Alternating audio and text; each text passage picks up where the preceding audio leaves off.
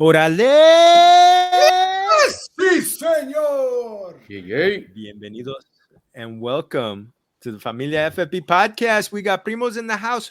We are crowning los campeones. Salud to the Campeones. Familia, everybody, first off, we're on YouTube. Please make sure to give us a like and subscribe. Also, make sure you're following our original content at familiaffb.com, as well as our Familia FFB Facebook, Twitter, Instagram pages. Familia. Okay. We had scheduling difficulties last week, but this week we got the champs. We got Los Campeones here on the Familia FFB podcast. First off, we're going to introduce non-campeones, myself, Jorge Georgie Martin, and also one of our regulars, Primo Hector. ¿Cómo estamos, baby? I came in second, so I'm happy, man. Got a little bit of cash, so I'm happy. That's why you got to be second. But now, right now, we are crowning Los Campeones. We are going to start off with, not only is he the champ, two-time champ, I believe, of our Familia 1.0 league, he's also the commissioner. Tres veces. He's also the commissioner. There could only be one. Yep, and founder of the Familia 1.0 league, Victor Reyes. ¿Cómo estamos, baby? Chilling, man. Oh, awesome. And so, we've talked about Familia. We've talked about how big we are as a Familia. It's easy for us in a non-pandemic timeline. We could have more than 100 people at Christmas. So we had to do a second league to kind of change things up. We called it Familiology 2.0. But it's actually the number two. It's actually, we made it the Bizarro League. We made it the Bizarro League. The opposite. Yeah. It's the opposite of everything. It's like the George Costanza League. Exactly. We did everything the opposite. Our Familia 1.0 league is a standard league. There's no tight end. There's a couple of flexes, but they're off. One's quarterback. One's running back receiver. One is tight end receiver. In this one, we did everything different. We went super flex. We had the tight end, though we may be talking about that. We made a PPR. We actually also got rid of the kicker and the defense. It's fab. And so we had a couple extra flexes just to throw things off. And this is how much things got thrown off. Our champion actually inherited an orphan team. So so all of a sudden, so we actually made the joke at the draft. We made the joke at the draft that the team that was orphaned, that was auto picked, was going to win the championship. Well, the next day, Primo Adan, who's in Familia 1.0 league also, he not only took the team over, but he took the chip. He took the crown, beat Primo Mikey What's more Reese. bizarro than that, right? It's crazy loco. It's crazy That's loco. The Bizarro League. I think he had some technical difficulties, so we're gonna see if we can get him back on. But Adan Torres, so Primo Adan, congratulations.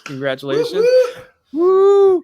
First off, salud to the champions. Vic, I'm gonna salute to you, baby. Salud. Yeah. Yours.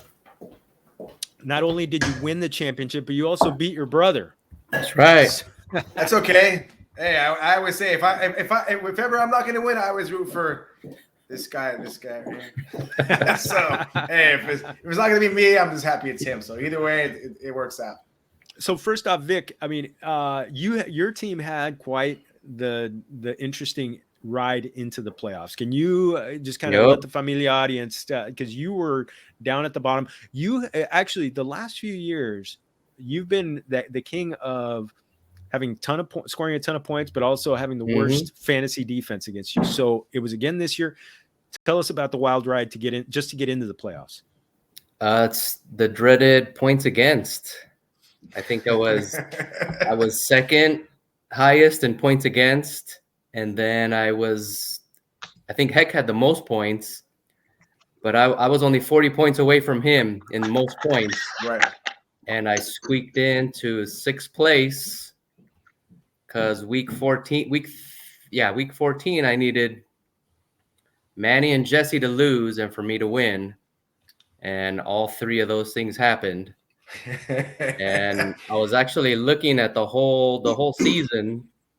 I started 2-6, and then after that, all the way to the end, finished 8-1. So dang, that helps. So you were in 8th place. You were in 8th place in like week. I was in 8th place in week 13. No, week 14, and then week 14. Yeah, crazy. Wow. 8th place, week 14, and win it all. That's nuts. That's both, and that's wild. Yeah, and the funny thing is that I also won our buddy Pat's league. Manny's compadre. He same deal. Week 14, I was playing Steve, and I beat him by I think 0.8. Whoever won that game got the 6th spot. I beat him by less than 1 point, and took that one too. And the funny thing is, I don't know, just this year I was like, let me try to draft kind of the same teams. So I had basically my same team in both leagues, and pretty much won both leagues. So that's awesome. It's like when you do a parlay and you have like almost all the same, except like you change like one, just so you try to get everything. That's awesome. What was it? Did you have DK in both of them? I had Rogers, DK, Chubb, Dallas D, Ramondre. Oh my gosh! Wow. Yeah, pretty much exactly the same. I think just Godwin I didn't have. I think Adan had Godwin in that league. I had Godwin over there. Yeah. Oh man. So yeah.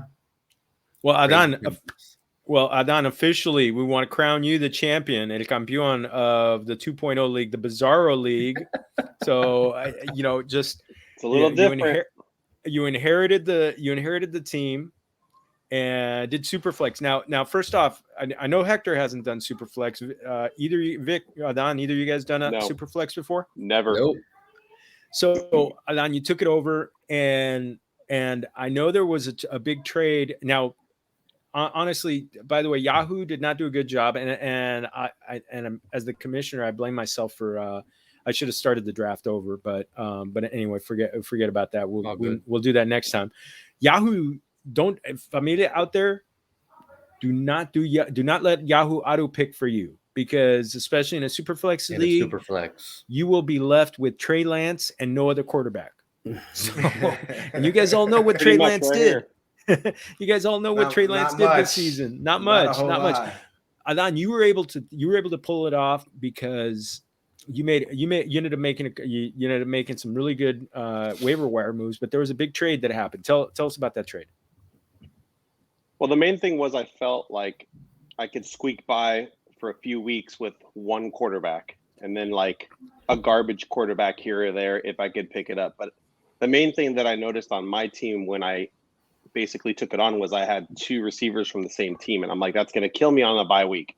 I go, somebody's going to want one or the other, and I wasn't really willing to part with DK, so I offered up Lockett, and I'm like, to Coley in our league, and I offered him Jonathan Stewart, and I offered him Lockett for Aaron Rodgers, and I can't remember who the other person was. Is it Jonathan Stewart? Jonathan Stewart, Taylor. Jonathan Taylor. Oh, Taylor. I gave up Taylor. Stewart's long. But yeah, I gave up Taylor. I was like, you know what? I'm good with my running backs. I believe in that league I had Cook and somebody else, but I was perfectly fine with who I had. But he took the trade immediately, and I was actually kind of surprised. I think he was excited to be there, and I feel it helped my team out for all the weeks that I had a crappy quarterback, Trey Lance. I actually won with Rodgers and Garoppolo to finish it all off. But yeah, that was quite shocking of all things, Garoppolo. But hey, it nice. worked. And that's the thing about Superflex that I've learned. I've been playing Superflex for about 5 years now, and quarterbacks are as valuable as running backs. And actually even more valuable than running backs, because especially in our 12-team league, they become very scarce because, there are some teams who don't have a backup quarterback, who don't there's ends up being 4 teams that end up without a third quarterback. So you end up having to play someone in that flex spot. So yeah, quarterbacks are just so incredibly because everyone has incredibly three quarterbacks. Everyone has the two to start and at least one on the bench. So like that's I mean that's what 36 right away. 36 QBs are gone. So it's like damn. Who's left? There's like nobody left. So what did everybody? We'll start with Adan. What did you? How did you like kind of working your mind around playing Superflex? It's definitely different. It has some getting used to. I would have drafted completely different, obviously, but at this point it worked. But I like the fact that the two quarterbacks, it gives you lots of points, but then it also might not give you a lot of points in certain ways, depending on the team, depending on the condition, the game. I mean, it really is. You never know. You never really know.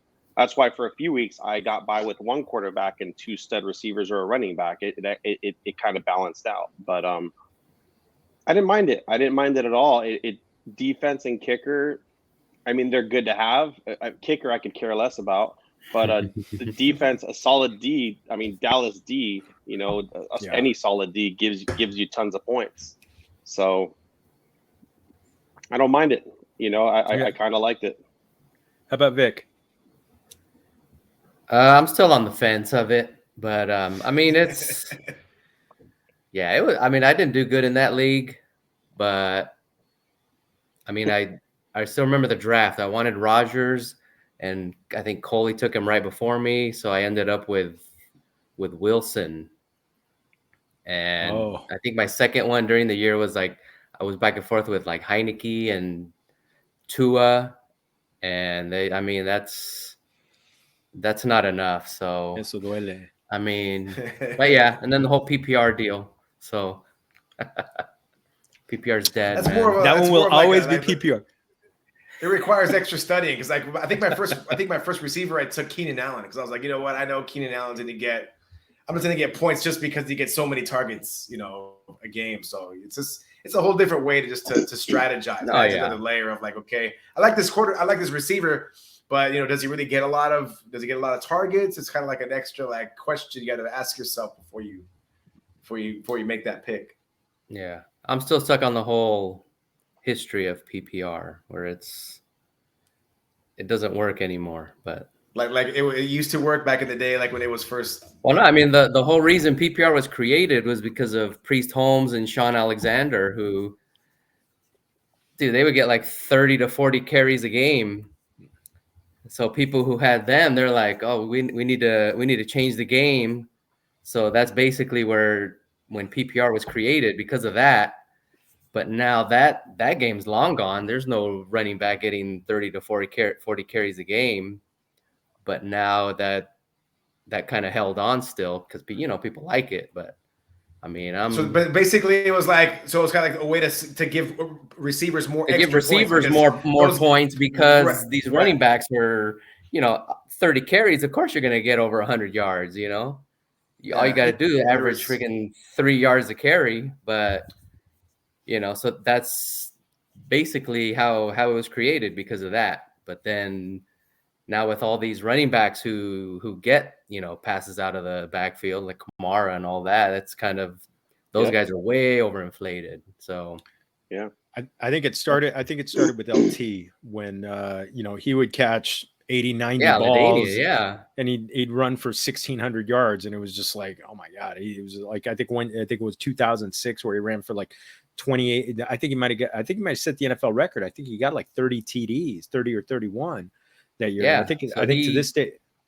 he broke the game that year. Yeah, I mean, because PPR was created before him, but then once it stayed, LaDainian, he was like that. He was freaking destroying fantasy football. It's ridiculous. That's probably why they came back with like half-point PPR. Like I think it was a quarter-point PPR, right, George? I haven't seen quarter. To go the other way. I haven't seen quarter, but I have seen half point. I've seen half point, and a lot of quote unquote experts that I've interacted with, a lot of them do recommend doing the half point PPR because they feel like the full point is too much of an advantage. To Vic's point, it's like balance it out. It would balance the shift whole went completely the other way. Because Cooper Kupp this year, I mean, just destroy. I mean, here's the thing. Adan, you were talking about Jonathan Taylor, and he kept trying to get Cooper Kupp from me. And he kept offering me two guys. And I'm like, no. I said, give me Jonathan Taylor. He goes, you got to give me something else you got to give me a running back on top of him. I'm like, I'm not giving you a running back. Guys, I even told him Cooper Kupp, I'm giving you too much, giving you Cooper Kupp for Jonathan Taylor. And actually Kupp outscored every non-quarterback this year. So I felt very smart with that. But that was a beast. He was a beast this year, fantasy beast. Yeah, that was funny. So I want to know, and I also want to go around the room again one more time. If there's this is the time of year where you're kind of we're talking about New Year's resolutions and everything like that, but what would you do differently? Like what lessons did you learn? And I'm going to be doing a lot of stuff like this, both with Hector and Ricky, and also with some fantasy analysts that I know, doing a lot of lessons learned or different strategies and stuff like that. What would you do differently? I'll start with Vic on this one. There's something you do differently. I mean, nothing really. I mean, at the end of the day, for me, it's all it's all luck. Just have fun with it, and do your draft homework and try to do your draft the way you want to. I mean, there's no. I mean, yeah, you want to, pick who you think's going to do good, but I mean, I'll go back to the year I lost to Ricky. I forgot what year that was. I mean, I had Peyton Manning, who broke the TD record. I had Calvin Johnson, who broke the yardage record, and I had Adrian Peterson, who almost broke Eric Dickerson's record, and I lost that year. So, I mean, you have the three best players at all three positions, and you don't win. I mean, it's all luck, the luck factor. Just have fun with it, and I mean, yeah, I guess kind of wait on running back, but other than that, I mean, just have fun and enjoy it. Don't get too crazy about it. Yeah, I agree. Oh, come on, we get crazy all the time. I think what Vic is saying is exactly right, because, and I think what goes hand in hand with that is overthinking your draft, and that's what I'm spending too much time going back, and you remember, Vic, at the draft, I immediately asked you, if I took Metcalf, were you going to take Ridley? As soon as I was, I think, number 7. My brain, my gut wanted Metcalf. My gut wanted, because I had Metcalf the previous year. My gut. You had him last year. Yeah, I had him last year, and we've been talking him up to George on the show so many times. I wanted Metcalf. Oh yeah. And I wanted Metcalf, and at the last minute, I looked down at my paper, and my paper on 2 of my different lists had Ridley ahead of Metcalf, and instead of going with my gut and my heart and my brain, I went with the paper. And as soon as I stuck it on there, the minute I stuck it on there, and I didn't take Metcalf, I felt it right in my gut, you screwed up. You screwed up. Dude, that was a wrong. And immediately Vic took Metcalf, and I was like, dude, I know I messed up. I knew I messed up. So yeah, to Vic's point is don't overthink it. Go in, follow your gut. Your gut's gonna take you to where you need to get to. Because that's how you're gonna be happy with your job. I swear to God, I lost sleep that night. I was like, oh my God, I should have why did I take Ridley? Oh my God, and I was trying to tell myself that I did it, that I made a good pick. No, he's good. He's Julio Jones is gone. That's the guy. And so seriously, you enjoy like Vic said, but pick the guys that you really want to pick. Yes, the rankings are there to help you, but pick your guys and you'll be fine. I think that is the thing. Get your guy. You still got to follow this team. If you want to play around with stuff, you do DFS, and obviously, some of us do DraftKings. I do it, and to play around and get guys that I don't normally get. But yeah, you just got to get your guy. Adan, what any lessons learned, things you might do a little differently I want to expand on the get your guy thing, because the main thing with get your guy is there's nothing worse than when you want to get your guy and the guy in front of you gets your freaking guy. That's the freaking worst. Because it's like, oh, you see Kelsey's there. Kelsey's there. I'm wrapping around on the 9th guy. It's wrapping around. I'm gonna get Kelsey. Oh God, dang, he's gone. That really sucks. That's the hard thing. But it's like, I think a trend with me, unfortunately, is I tend to go back to the same players that I've picked in the past, and it's not always. It's a trend that I don't really like. I know that one year. At Christmas, I ended up winning it last second in that evening game against Ricky. And I want to say it was Ricky. It was Ricky. That was at Christmas. Yeah, we that was Christmas. at Christmas. Yeah. Yes, that was at Christmas. I won it against Ricky, and that was with I want to say it was Matt Ryan, and I won it because of, I want to say, the combo Matt Ryan, and it had to have been Julio, I guess, at Julio the time. Jones, I can't recall. Yeah, I want to say it was Julio, but I don't know. I that's one of the things for me. And it's frustrating because I used to be the guy that used to buy the book, look at the book and analyze it, but the book's outdated the second it comes out. It's super outdated. So it's like, you really got to go on the stats on what you can pull from the internet, read it, and go from there, like the day of. And then even at the draft, people are getting hurt. Somebody tears an Achilles at the draft, and then you've already picked them or whatever. But I don't know. I think my style is completely unorthodox.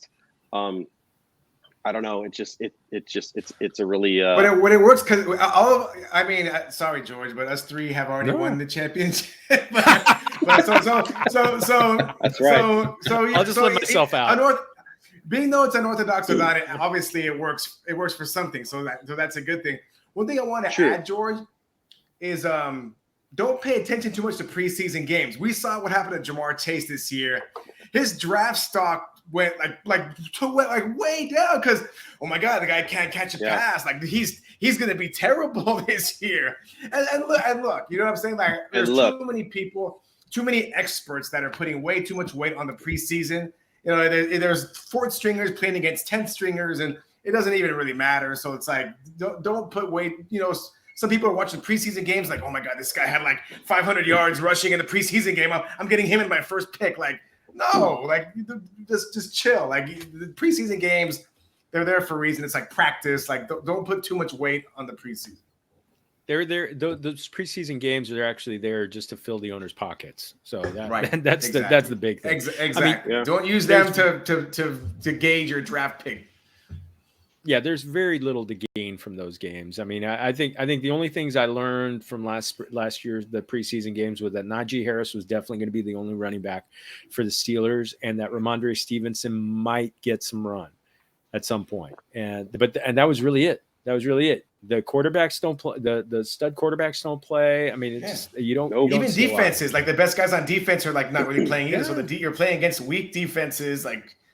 They're in shorts. But to your point, there's some things you can get. Yeah, exactly. You wouldn't. Yeah, Aaron Donald is in shorts. Aaron Donald, those guys, they're in shorts. At the on those games. So there's.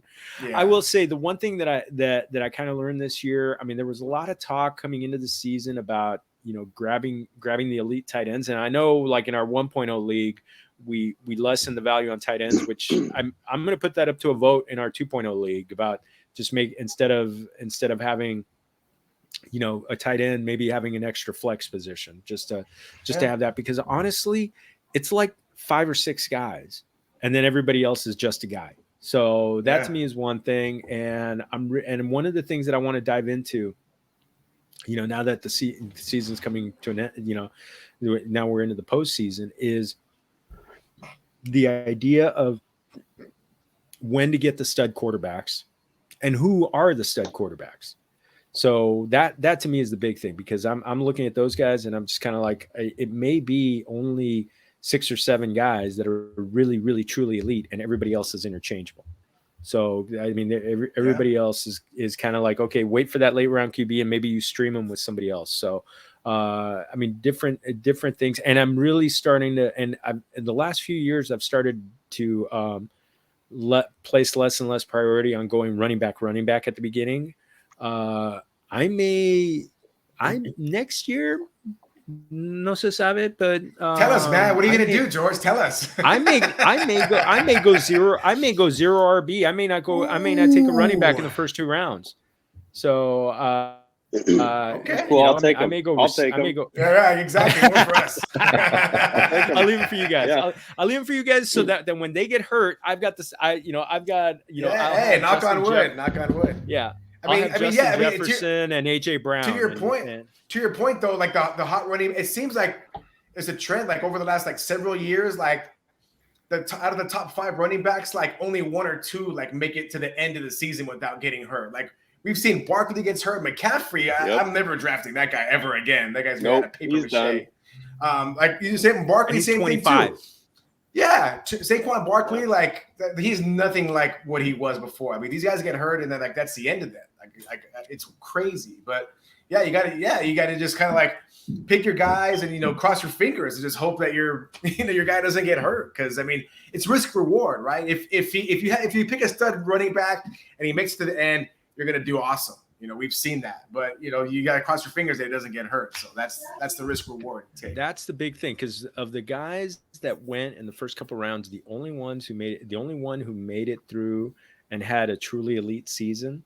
2 guys that went in the first couple of rounds. Jonathan Taylor was one who went in that 4 to 7 range on a lot. And Najee Harris. They're the only ones who played 17 games. So, of the big dogs, and then you've got Cooper Kupp, who was phenomenal. You've got Devontae Adams, who was great again. Justin Jefferson, those guys were just. So that just has me thinking. That has me thinking of going receiver first. Yeah, man, you should do it. You should definitely do it. Yeah. Let me do it. Who goes crazy? Who go crazy on that is Ricky. Because Ricky, I had a panel on right before the season, and Ricky joined in, and it was heck, you couldn't make it. We were talking. We were a couple of guys are on there who were totally 0 RB, and Ricky's like, "Oh my God, these guys are crazy! These guys are crazy!" And he just went nuts on that one. So, I can't even imagine. Like, I don't know. To me, I get the concept of it. I get the idea of it. I just can't see it being successful. Like in my mind, I don't see it working. I don't know. That's just me. Well, I've got a couple buddies who are analysts, up and coming, like me, and they're both 0 RB zealots. So I'm gonna do kind of like a panel with the 2 of them and just kind of and talk about how it worked for them and what were some of the things, and like when do you need to take a running back? I'm very curious about it. Yeah, in a standard 12 team, I'd like to know 0 RB, like how'd your season go? Like who'd you get? Who the hell did you get at RB in like round 4? Like who's left? You know what I mean? Well, AJ Dillon was like a darling of the 0 RB guys. Oh yeah, no, for sure. He's one of the guys, and so that's one of the guys. But by the time he started actually producing, you're in freaking 12th place. So how you know what I'm saying? Like how do you recover from that? You know what I'm saying? Because it was all Aaron Jones the whole season. AJ Dillon came on like week 12, 13, somewhere in there. It was closer to like week 8. It was closer to like week 8 where he started. It was still a share. They were still kind of sharing their duty, but they were definitely share. It was a share all the way to the end. But Adan, I'll tell you one thing. You were talking about getting snaked with guys. I was going to tell you I was 1 pick away from in the league where I eventually won the championship, but got lucky. I was 1 pick away from having Cooper Kupp and Deebo Samuel on the same team. Wow. So just there you go. Cooper Kupp got snaked. It went Robert Woods, Cooper Kupp, and then it was our turn, and we got DJ Moore. Of course. So a little bit a little different. But then we ended up getting Deebo Samuel in the 6th round, and that helped to win the whole. That's thing. huge. So, oh man. Yeah. So one more time, salud to the Campeones. So it's raising one to you guys. Congratulations. Vic, nice beer, bro. You got good taste. Oh yeah, yes, sir. Vic, we're looking. We're already looking forward, and actually, I'd love to see if maybe we can do both drafts at the same time, just and get everybody there. So Yeah, let's do it, man. We can get two boards, and everybody just kind of like everybody. Okay, that would be so much fun, man. It would be That'd epic. Like mind blowing, bro. Like boom. It'd be epic. Because you know what'll happen. You guys know what'll happen. Hector will be on the clock for both leagues at one time, and it'll just be like 15 minutes later. Yeah. Yep. It's all right. I'll jump in the pool. That'd be a really rough draft. Exactly. I can imagine jump if you're especially in both. It's like whoa. Yeah. Super like hard. It's possible we could do it. I'd love to see it. I'd love to see it. Plus, because some of the guys who aren't in the 1.0 league, they if they can make the draft, it'll be extra fun. So plus we That'd just be have a lot both, of fun. Then we have that'd be like a massive both party. out, and we don't have to. And then we got to start the tradition. I've said it before. When the draft is over, we play poker. It was at Adan's amazing draft in San Diego, man. That was so fun. That was epic. So if we can do that again, the cash game, doesn't have to be a tournament, just cash game. Play poker for an hour. Just have some fun. Destination draft. Destination draft. I like the destination of Casa Reyes in Portugal. No right problem. There, right there on the golf course. With No problem. But and then the poker afterward. Poker game. That was so totally fun. That poker game was like that was so fun, man. That was so fun. I loved it. I loved it because even though I didn't win in the league that year, I actually paid for my room at the poker game. Nice. I shared a room with Nico, and I won like $70 or something. You just pay your fees right there. You just pay your fees. Like, here you go. I won some money. Here's my league fees. Boom. Done. That was all right, guys. All right, so we're now. I got a jet. Oh, all right, Vic. I'm out. Gracias, baby. Congrats. Later, Congrats, champ. Congrats, Kamish. See you guys. All right, man. Salud, see ya. baby. So let's so Adan, this is what we call chisme. So a little bit of the news. And this week, we had Black Monday, and it turned into Black Monday and Tuesday. So we now have 7 head coach openings. We've got coaching with the Giants and the GM. Let me get a refill. I'll be right back. Go for it. Bears and coach and the GM. Vikings coach and GM. Jaguars, we know. Dolphins, shocked the hell out of me. Broncos and Raiders. Though I'm starting to think. Yeah, the Raiders. I don't. You don't. What do you think they're going to keep Bisaccia? I think that would be the right move for them. I think he's earned it. It was a rough ride, when they lost, good old Chuck. But it was a rough ride. But I think that he kind of deserves it. And I have a feeling that the team really likes him. I have a feeling that he really has the team, maybe not to the full extent, but I have a feeling that they respect him as a coach. And he got them there. He really did get them there to this point. So I feel that I think it would be a good fit for him. What I'm really curious is how many of these coaches are going to stay within the NFL, because you still have the college coaches out there that can still make moves. Because I'm hearing a lot of rumor of Jim Harbaugh over at Michigan possibly coming over and joining the NFL.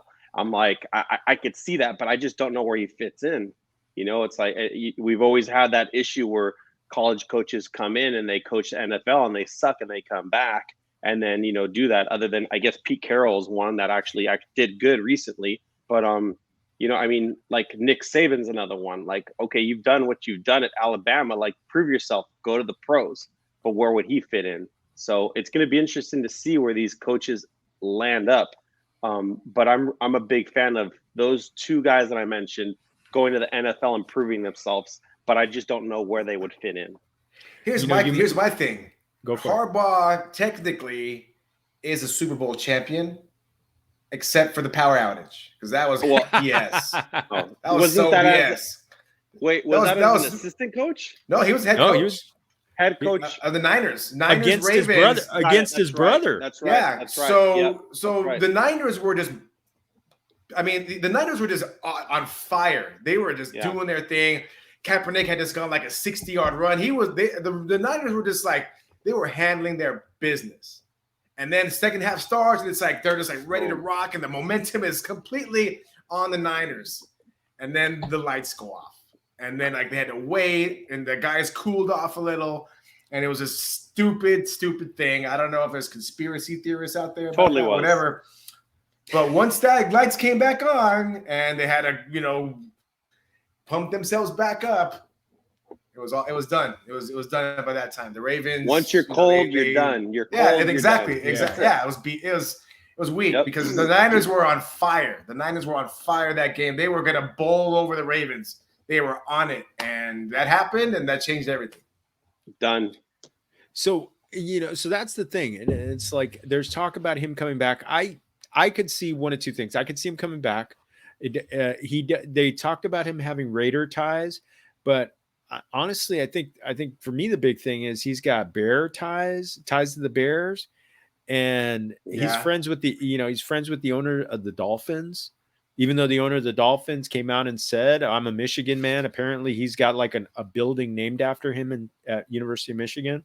Goes, no way am I going to take. So he wants him to stay, right? Yeah, he goes, no way am I going to take the coach from my school.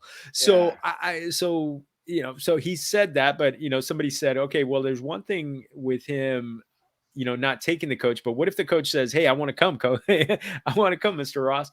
But it's interesting, but it's to me, that opening at the Dolphins really shocked me. I did not see. I mean, I'm like, how does a guy go from winning 8 of his last 9 games, beating the Patriots twice, and then all of a sudden he's gone after dominating, really, really outplaying the Patriots, in the last game of the season when the Patriots needed to win. So that one shot. I actually could see Flores getting picked up by another. He'll get scooped up. Who were his quarterbacks during the year? Tua. Yeah. He's gonna end up like, who's the backup guy? Who's the guy from the Bears that it's now a backup? Andy Dalton. No, Nick guy Foles. The guy from the Bears a couple of years back that was drafted super high and Trubisky. Mitch Trubisky. Oh, Mitch. Tua's gonna end up like Mitch Trubisky, like super high, super highly touted, because Tua, awesome guy. Take nothing away from that, but he throws more interceptions than it's ridiculous. I mean, and he knows it. I mean, he's in interviews. Like I watched a couple of interviews with him, like before games and stuff. He's like, I know I have to do better. I know I got to make my reads better. And that's like the pre-game interview. And then like during the game, he goes and throws 2 picks. It's like, what? You know what I mean? Like he forces the ball way too much. There's a disconnect. There's a disconnect somewhere in there. Like he knows what he has to do, but like his brain or his body is just not able to do it. I don't know if that injury that he sustained, at Alabama. I'm a big Tua fan, man. I'm a huge Tua fan. I'm a big fan. But he's just not doing it. I watched him ball at Alabama, and I'm like, that guy was incredible. He balled and I'm out. like, yeah. Then he got hurt. After the injury, it seems like he's just not the totally same. Different. Totally different. Not the same. Like we talk about the running backs. These guys get hurt and they're not the same. I mean, Tua just his hip busted in pieces or something. I don't know what he did. Something was bad to his hip, but he's not the same guy. And eventually, the Miami's going to probably move on from him or make him a backup because you're not going to win a game. You're not going to win with Tua. You're not. You're not going to win with him. I mean, you're winning games because Miami's defense won those games. Make no mistake. Those games were won by Miami's defense.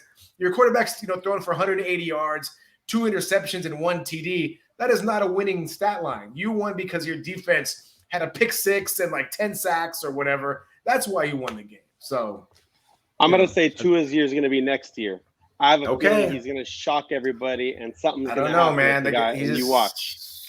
I could see that. I still, before the season, I interviewed a writer for Miami, and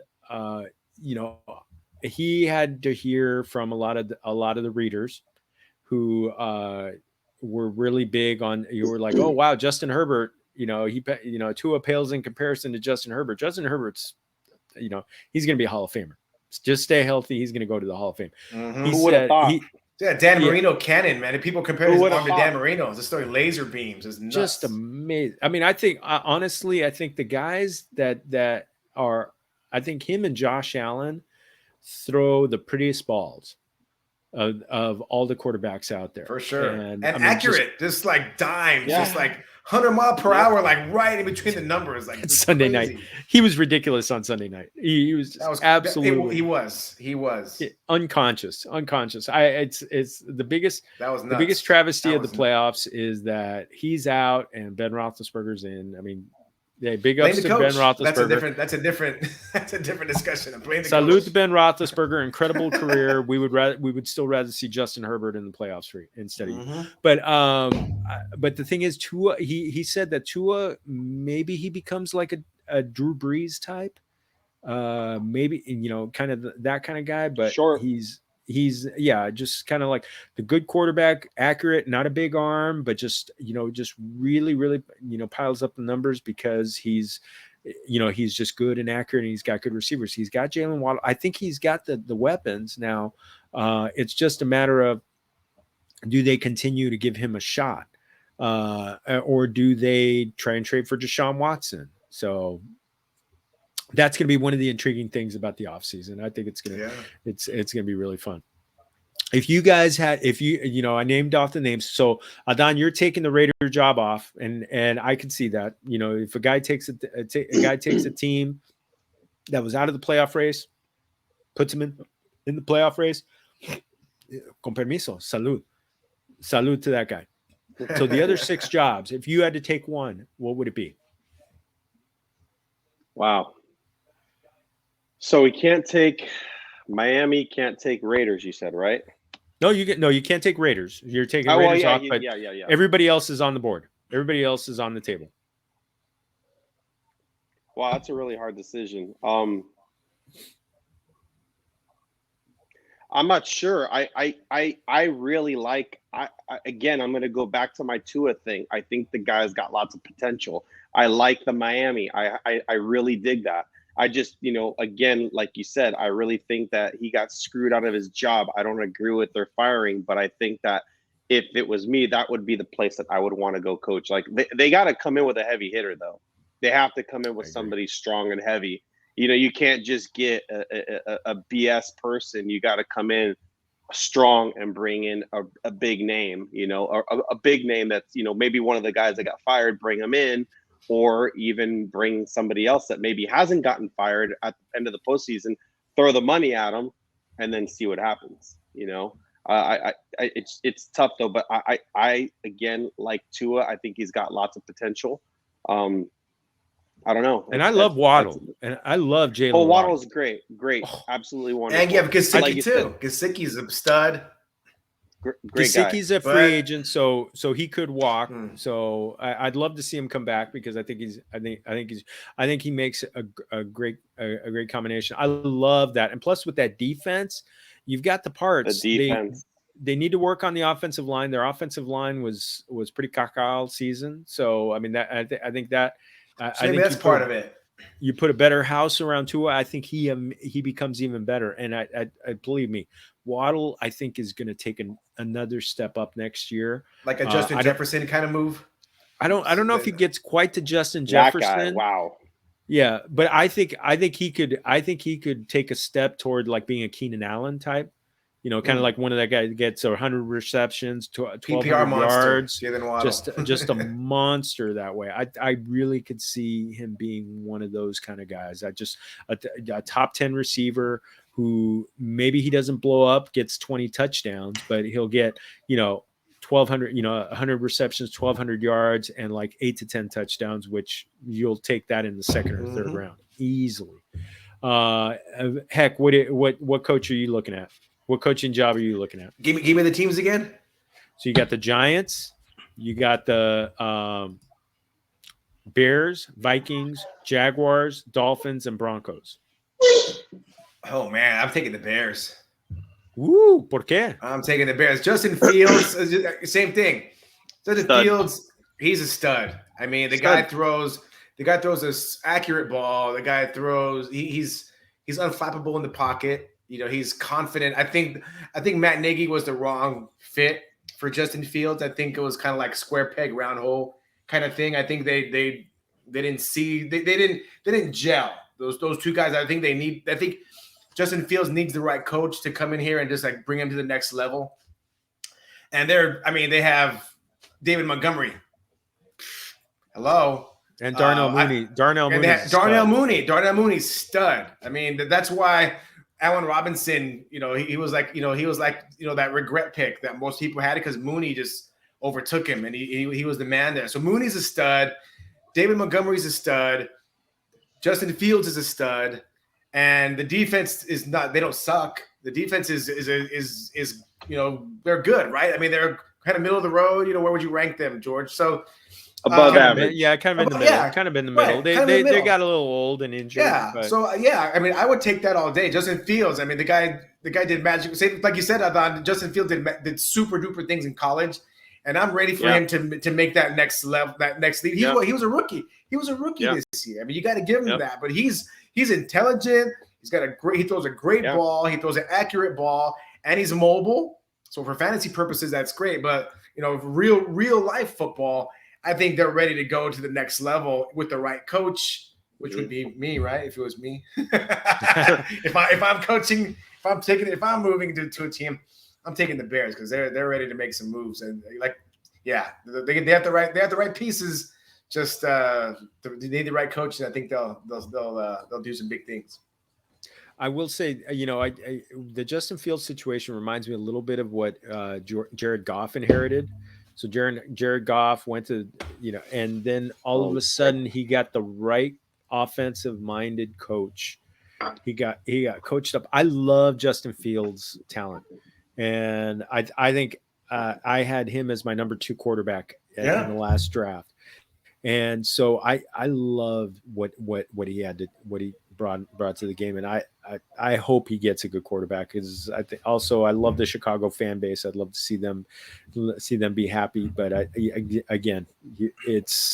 he's got all the weapons, and I just hope he gets everything he needs to take that second year jump that so many quarterbacks take. So the guy I'm gonna take, the team I'm gonna take. It kind of is a guy. So Adan, I loved your Dolphins pick and I love the Bears pick. I'm going to go the Jaguars just because I love the opportunity to unlock Trevor Lawrence, as Primo Nico likes to call him, Fabio Football. So I think there's so much untapped potential there. I think this was a waste of a year for him. I think it's kind of similar to the Justin Fields situation where if he comes in and gets the right coach, then all of a sudden he takes the big step forward. So I'm hoping I hope he gets the right coach to come in and take him to the next level. So fingers crossed. It's like you said, Jeff Fisher, Jared Goff is the perfect example. People were saying that Jared Goff, oh my God, Jared Goff, what a waste of a pick. You guys did. What are you doing, Rams? Like, how you look at it. This guy's terrible. And then Fisher leaves, and then McVay comes in, and like, oh my God, they're in the Super Bowl. Like changes them completely. Holy cow! Totally changed it. What a difference! It's the head coach. It's all the coach. Jeff Fisher was with Jeff Fisher. Jared Goff was almost out of the league because he was terrible. Yeah. And look, next year goes to Super Bowl. So there you go. So I want to jump into it's Super Wild Card Weekend for the NFL Super Wild Card Weekend. I'm gonna we've got 6 games going on. We've got our first Monday Night Football game, Rams and Cardinals in the playoffs. The Raiders go to the Bengals. Do they do it again? After the Bengals are well rested, you got Patriots, Bills 3, you got Rams, Cardinals 3, you got Chiefs going to. Are they going to end Big Ben's career and the players and the Steelers playoff run? He's done. Yep. Yeah, you got 49ers, Cowboys. How much do you guys remember those incredible games back in the 90s with the 49ers? Those were the Cowboys? days. That was phenomenal. Man. John Madden, dude. And you got the Eagles. Eagles at the Bucks. Do they have enough run? So I want to run through the games and just kind of a little bit, see if we can run through the games in about 15 minutes. Familia, I'm going to go through these games in in more detail on a FamiliaFFB.com article that I'm gonna release soon. So please make sure you're checking on that. I'll be posting that on Twitter. So look around. So I want to get into Raiders at Bengals. Both teams are 10-7. The Bengals are 5.5 point favorites. It's gonna be cold. It's gonna be in the low 30s. Not a lot of precipitation. The Bengals were the hottest team in football before last week, and they sat a bunch of guys. I mean, are the Raiders going to be so physically just taxed after that incredible Sunday night game that they're going to win? You think they're going to win? They have a whole week to recover, right? They don't have a week. Some guys. They have guys coming back from their COVID. What their tight end? Raiders. Darren Waller coming back? Waller came back. Waller was back for the last game, but he wasn't himself. 100%. He wasn't himself. You're right. Now you've got yourself a little bit more healthy, a little bit better. I think Derek Carr is the answer to that whole game right there. I'm again another big Derek Carr fan. I watched the guy play collegiate, and now we're watching him play here. I'm like, the guy's a stud. I really think he's going to be the difference in this game, and he's going to win in Cincinnati. Cold or not, doesn't matter. I'll give you one thing. Heck, I'm gonna give Adan one back up to one thing Adan was saying. Darren Waller, he's 5,700 on DraftKings, which is pretty cheap, and he's going up against the number 32 defense since week 13. So against the tight end, Yeah. So I think it's a smash spot for Waller. You've got Josh Jacobs. Does he have anything left? I think that's a really good play. Heck, I'm go for it, baby. No, I agree with Adan. I think Derek Carr. You remember what happened? The way that he was playing prior to his leg injury.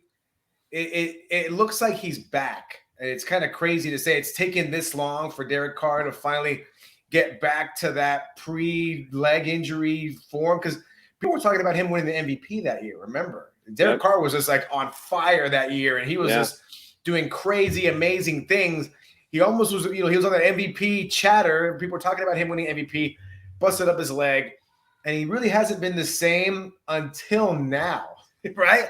Yep. The guy is just balling out. Yes, Burrow's also balling out for sure. That is happening, but it just seems like the Raiders are on like this mission. It's almost like this, like the Madden miracle is about to happen. You know what I'm saying? Like the Raiders are like going to take it to the promised land and just do this thing. It just feels like that. Like, Max Crosby on defense is just blowing up, going bananas. The guy is just crazy. Yeah. He's going to get after Joe Burrow. Joe Burrow's going to have a headache with Max Crosby. And I don't doubt it. Yes, the Bengals are favored by 5.5, whatever it was. But I will not be surprised at all if the Raiders go in there and just take care of business and take them. They're on a mission. They are on a mission. Did you see Carr on the sideline during the game? Like, I'm gonna admit it. I didn't watch much football at all this past weekend.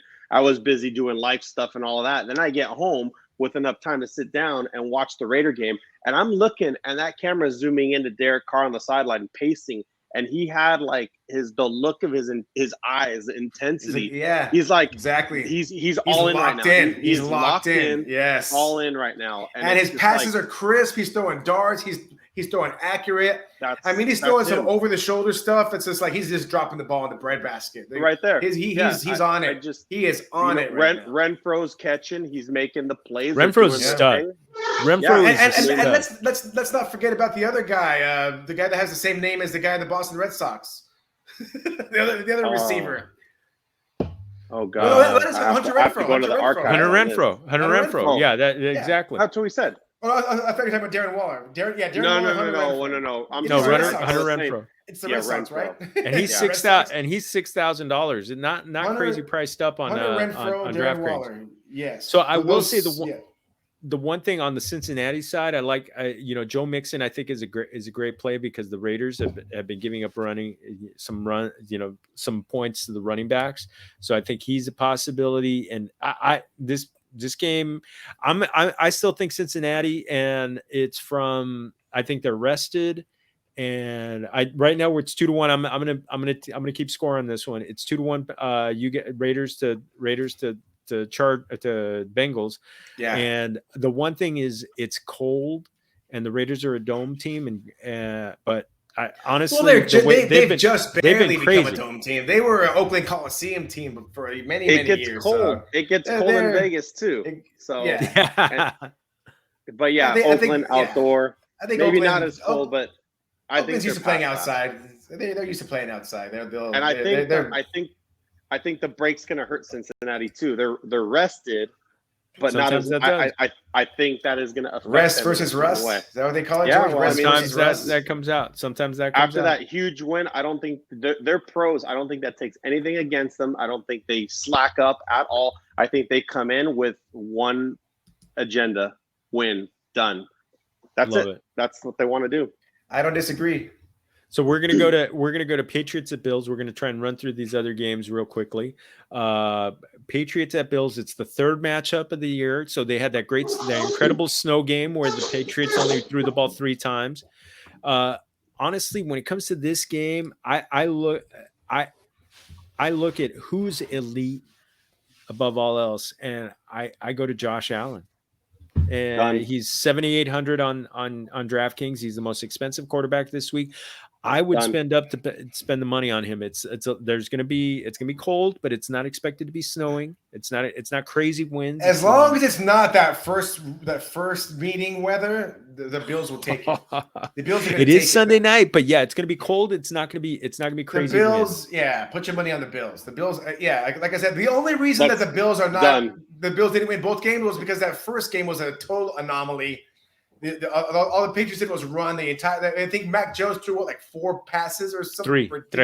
Yeah, stupid, ridiculous. Yeah. So that's not real. I mean, that's not going to happen again, and obviously not in the playoffs. Not going to happen. So the Bills Patriots are easy. Yeah, Patriots are golfing on Monday. They're done. I love it. Bills take it. Belichick done, gone. All right, let's go to Sunday. We got the Eagles at the Buccaneers. Buccaneers 13-4. There's a little bit chance of rain in this game, but it's going to be 70 degrees. There a little bit of wind, but honestly, in this game, the Eagles try and win ugly. They don't do a lot of passing. They were one of the most run-heavy teams in the second half of the season. You got Jalen Hurts. The running backs are kind of like a mishmash, bien muchos, but we don't know if anyone's going to take the job. Is this game just as easy as Tom Brady is the guy, TB12, and wasn't it Kobe Bryant? Wasn't it Kobe Bryant that said the regular season doesn't mean anything? The regular season is lame, doesn't mean anything. Playoffs is where the real season starts. I think Kobe said something like that. Or somebody. I think Kobe said something like that. Tom Brady's the same thing. Tom Brady goes through the motions during the regular season. Yes, he wants to win. Yes, he wants to get his rushing touchdowns, all that stuff, whatever. But Tom Brady is not Tom Brady until the playoffs begin. And then Tom Brady becomes Tom Brady. So you don't want to bet against Tom Brady in the playoffs ever. They are the champions, right? They are the defending champions. You can't bet against Tom Brady. You do so at your own peril. Dude, this game's just as easy as pick as it is Raiders winning and Buffalo winning. Done. Bucks win. I agree. So let's go to a crazy game. 49ers at Cowboys. Cowboys are 12-5. It's the Dallas Cowboys are 3-point favorites, 51-point over/under. It's a dome game, so we don't have to worry about weather. This is one game where the Cowboys have given up some yardage to the running backs. And the 49ers love to run the ball. I mean, this is a contrast in styles. I think this is a great game. Niners win.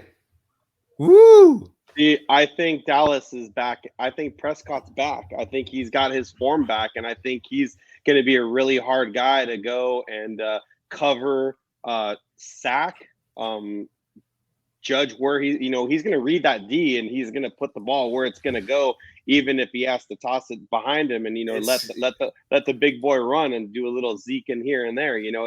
I really think the Cowboys have a good chance at this one, but I do like the 49ers. Tight. It's going to be probably a field goal. It's probably going to be a field goal game. Whoever has the ball last is probably going to win. Because to your point, Adan, I agree. The Cowboys are clicking on all cylinders. They're just they're killing it right now. But on the Niners side, they're doing the same damn thing. You got Debo Samuel, you have Eli Mitchell, you have Kittle down the middle. And Garoppolo's doing his thing. Garoppolo's doing his thing too. I mean, he jacked up his thumb. He's had some time to heal. He's doing, be ready. This is going to be an awesome game. I can't wait to see Niners against the Cowboys again, just like we used to watch when me and Vic were like, teenagers watching, Steve Young against Troy Aikman. Oh man, what would be awesome? Please, television, put Aikman in the booth to call this game. Please, that'd be awesome. Please. And then put Steve Young in there with him. Come on. Wow. Steve Young or pipe in Jerry Rice or something like that. One of the old school. At least Aikman to call the game. That would just be like perfect. So there you go.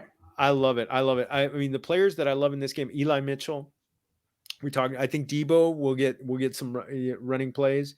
On the Dallas side, love Dak Prescott on this game because the 49ers have been dinged up in the secondary a little bit. What's the over? What's the over under, George? You have that 51. 51. It's going over.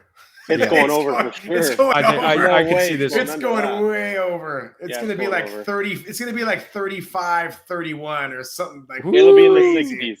Yep. Oh yeah, that'd be awesome. Bet the over. This game's gonna be a rootin' tootin' barn burner, y'all. Yep. Love it. Well, let's go. Let's go to another game. Chiefs hosting the Steelers. So I think we already talked about a little bit about this. That's done. Next. Next. He had his red carpet. He's done. Move on. He's done. Mahomes gonna carve him up. It's not even worth discussing. Game over. Now that's one game I'll definitely watch the Kardashians over watching that game. I'll tell you that. It's gonna. I'm not watching that game. I will say I will apologize in advance to NFL fandom out there. It's gonna be ugly. Mahomes is gonna just drop the bomb like an atomic bomb on the Steelers. It's gonna be like first half it'll be like 21-3. It's going to be bad. Yeah. It's going to be really bad. Yep.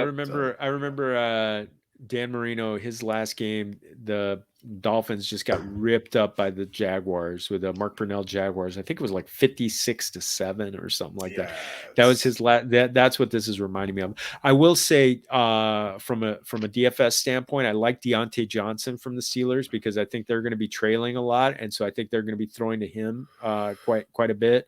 If you want a cheap tight end, Pat Freiermuth, Mahomes, keep an eye on Tyreek Hill because he had that heel injury that really limited him, and I think that's why I think that Mecole Hardman, they're supporting cast. I was just gonna say Mecole Hardman and even Pringle and Pringle. I think both Mahomes has been finding Pringle a lot lately. So he's a nice who's the backup to Ben quarterback? Mason Rudolph. Oh, All right, we're going to be watching him play a lot tomorrow. He'll be out there a lot in the second half. Yeah, we'll be watching when it's him like 20. When it's we'll get to 28-3. He's got to get seasoned at some point. He's going to be taking over the reins unless somebody else comes in. Yeah. So when it's 28-6, he'll come in the game. Yep.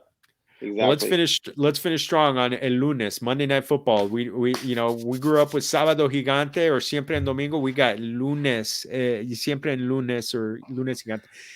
Cardinals 11-6 at the Rams 12-5. The Rams are 4-point favorites. Obviously, it's a dome team. 49.5 point over under. I think this game could be a shootout, boys. ¿Qué dicen, Primos? I personally like Kyler Murray.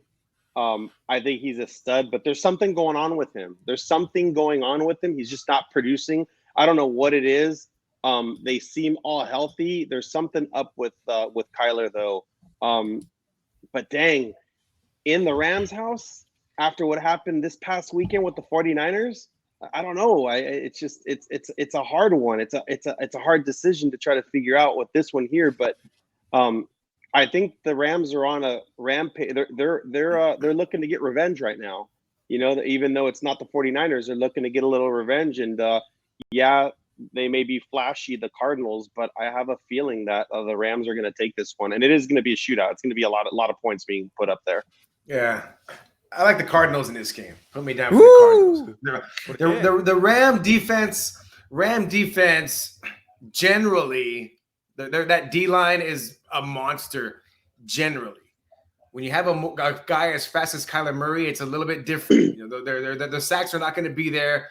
Kyler Murray's going to be able to get away and run away from that.